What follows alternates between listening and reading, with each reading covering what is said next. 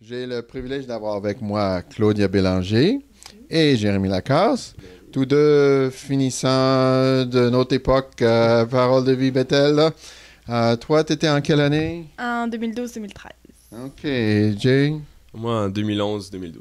OK. Donc, le sujet de mon entrevue cette fois-ci, merci d'être venu, c'est, on est dans la fin de semaine de la graduation. Ma première question, qu'est-ce que les étudiants vivent dans les quelques semaines, dans les premiers mois après? Ben, je pourrais dire que, premièrement, c'est un moule qui brise. C'est comme des amitiés qui se sont forgées qui tombent un peu à l'eau, dans un sens, avec la distance. Qu'est-ce que tu as vécu?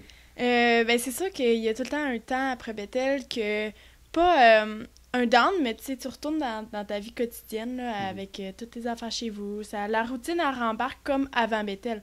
Fait que c'est sûr qu'il y a tout le temps cette transition-là, que c'est sûr que des fois, on a des passes moins faciles tout de suite après Bethel, mais autant d'autres personnes, autant ça peut nous donner encore plus le goût de mettre en œuvre qu'est-ce qu'on a appris pendant l'année. Ça peut être servir à l'église ou justement garder contact avec les amis qu'on avait pendant l'année. Il y a beaucoup aussi d'encouragement.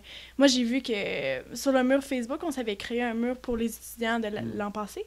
Et c'est fou comment il y a tout le temps des encouragements, des demandes de prière, des requêtes, des bénédictions. Fait que c'est vraiment encourageant tout au long de l'année de voir qu'est-ce que les autres, même s'ils sont loin, qu'est-ce qu'ils vivent dans leur vie. OK. Donc, c'est tout un défi, là. C'est une bonne nouvelle, mauvaise nouvelle, tout change.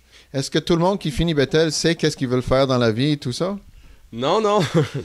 Je suis rentré à Bethel après avoir essayé de faire un diplôme d'études collégiales en arts plastiques, mais c'était pas vraiment ma branche. Donc là, après Bethel, j'ai essayé de travailler pendant 1 an dans une usine à 11 $ de l'heure, mais là, je me suis rendu compte que ça avance pas grand-chose pour économiser puis planifier autre chose. Fait que j'ai dû me remettre en question sur un choix de carrière, finalement, à 23 ans. Puis j'ai décidé de me diriger vers un DEP en briquetage maçonnerie pour me diriger vers la construction qui est pas mal plus payant. Évident. Pour toi? C'est sûr que pendant l'année, je réfléchissais après Bethel pour l'année suivante. Fait que je m'étais inscrite dans un cours de décoration intérieure. Puis pendant l'année, tout de suite après Bethel, en septembre, j'ai commencé. Puis j'ai gradué en juin dernier, il y a à peine un mois. Fait que, OK. Ouais. Donc, tu avais un plan, là? Ouais. OK. Donc, il y en a qui ont un plan, il y en a qui sont pas... Mais c'est vrai, non, mais c'est toujours vrai. Donc, vous représentez un peu la réalité de plusieurs étudiants dans ça. Merci beaucoup pour l'entrevue, j'apprécie ça beaucoup. Merci. OK.